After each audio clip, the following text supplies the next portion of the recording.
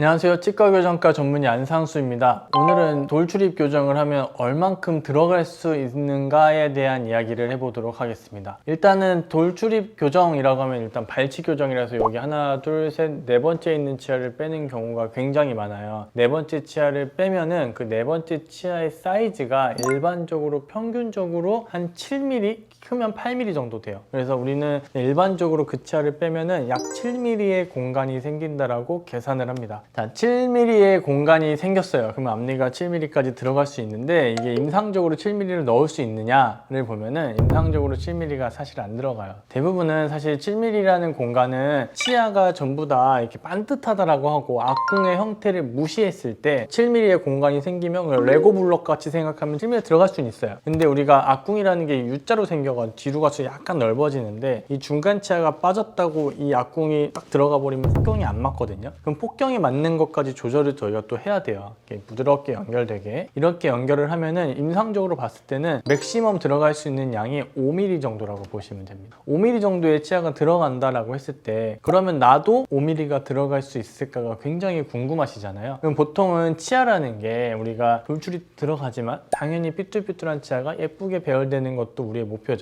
근데 저희도 병원에 이제 돌출입 때문에 오시는 분들을 보시면 진짜 한 100명 중에 한 두세 명 정도는요 정말 치아가 완전 골아요. 정말 고르게 배열되어 있는 분들인데 돌출입 때문에 오신 분이 한 100명 중에 제 느낌상 한 두세 명 돼요. 그분들은요 제가 좀 전에 말씀드린 것처럼 이를 4개를 빼면은 5mm 정도는 쑥 집어 넣을 수 있습니다. 하지만 대부분의 이 영상을 보시는 분들이 돌출입 생각하고서 거울을 보시면 치아가 조금 삐뚤삐뚤하신 분들, 많이 삐뚤삐뚤하신 분들이 있을 거예요. 그 삐뚤삐뚤한 걸 펴기 위해서 필요한 게 뭐냐면 공간이에요. 공간. 그래서 저희도 이제 삐뚤삐뚤한 걸 개선하는 공식들이 있지만 삐뚤삐뚤한 정도가 10mm가 삐뚤삐뚤해요. 환자분이. 그럼 여기 7mm, 7mm짜리를 빼면은 14mm의 공간이 생기는 거예요. 14mm의 공간 중에서 10mm의 삐뚤삐뚤한 걸 펴고 나면 4mm 남죠. 4mm를 절반 2mm씩 내서 앞니가 2mm밖에 못 들어가는 거예요. 덧니가 심하신 분들은 돌출입이 있다? 발치를 하는 것만으로 해결이 안 돼요. 해결이 안 되고 그 이상에 더 넣어야지 이제 돌출입이라는 게 해결이 되기 때문에 보통은 발치를 했지만 미니스크루 같은 나사가 또 추가적으로 들어가는 거고요. 정말 돌출입이 굉장히 많이 심했고 덧니도 굉장히 심하신 분들은 나사를 심고 발치를 했어도 사실 입이 들어가는데 한계가 생기는 거죠.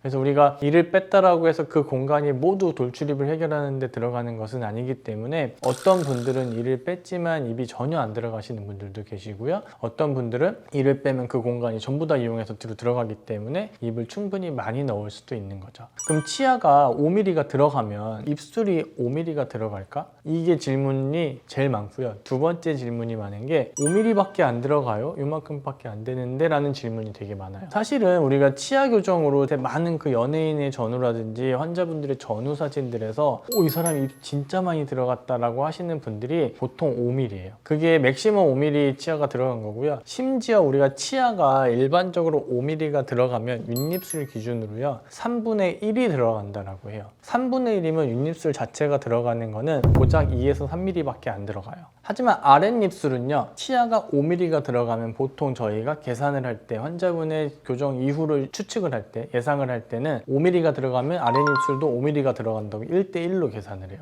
그래서 아랫입술은 보통 1대1로 계산하는데 위에는 3분의 1만 들어간다고 계산을 하거든요. 근데 이것도 환자분들마다 다 달라요. 왜냐면 우리가 친구 볼을 당겨봐도 어떤 친구는 쭉 늘어나고 어떤 분은 안 늘어나잖아요. 피부 탄력이라는 거 그것도 다르고요. 치아랑 입술 간의 관계도 다릅니다. 어떤 분은 치아가 진짜 이렇게 뻗쳐 있는데 위에 치아가 뻗쳐 있는데 뻗친 치아에 입술이 이렇게 밀려서 진짜 올라오신 분들이 있어요. 이런 분들이 진짜 치성 돌출이라고 해서 치아가 입술을 밀고 있었기 때문에 발치를 해서 치아를 넣어주면 입술이 쭉 따라 들어가요. 이런 분들은 저희가 일반적으로 교과서에서는 3분의 1로 계산을 하지만 실제 3분의 1보다 더 많이 들어가시는 분들도 계세요. 멍 때린 상태에서 거울을 보시고 이렇게 보고 있는데 치아가 입술이랑 닿아 있지 않은 분들이 있거든요.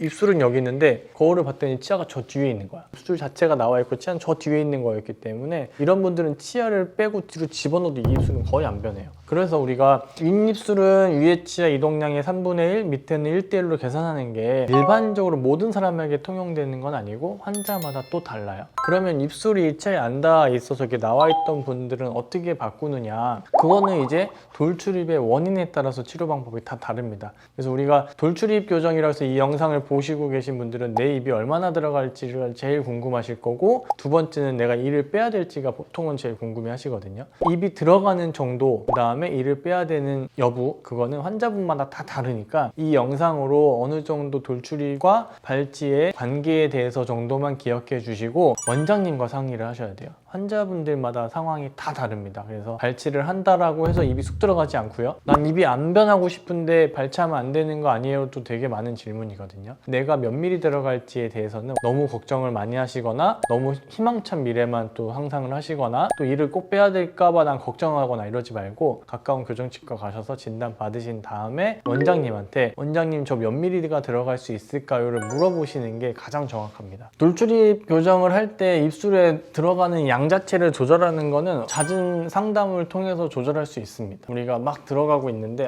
그만 넣어야 될 것 같아. 그럼 원장님한테 스톱을 외치시면 돼요. 원장님들이 다들 방법이 있으세요. 그래서 갑자기 필요 없었지만, 원래는 필요 없었지만 뭐 나사 같은 거를 심어서 입에 안 들어가게 다 막을 수가 있거든요. 막고서 이제 뒤에 치아를 당겨온다든지 해서 입술에 들어가는 양을 조절할 수는 있어요. 원장님이랑 돌출입에 대해서는 진단을 받았다로 끝나지가 않습니다. 대부분은 진료를 하시면서 원장님이랑 보통 저희는 6개월마다 엑스레이 찍거든요. 찍어서 이제 이동량도 보고 환자분이 실제 엑스레이 상에서 어떻게 보여도 실제 보는 건 또 달라요. 그래서 원장님이랑 돌출입 교정하시는 분들은 좀 상담을 좀 자주 하시면서 얘기를 하면서 물어도 보시고 중간중간에 계속 피드백을 주시면 치료를 길어지는 걸 좀 막을 수 있습니다. 중간중간에 피드백을 주시는 게 굉장히 좋다라고 생각합니다. 돌출입 교정하시는 분들은 다 상황이 좋다라고 하면 최대 5mm까지는 집어넣을 수 있어요. 집어넣을 수 있는데 이 양이 어떤 분에게는 적을 수도 있고 어떤 분에게는 많을 수도 있으니까 원장님이랑 상의를 통해서 더 넣고 싶으신 분들도 방법이 있고요. 덜 넣고 싶으신 분도 방법이 있으니까 가까운 교정치과에 상담 받아보시고 돌출입 교정치료 잘 받으시길 바라겠습니다.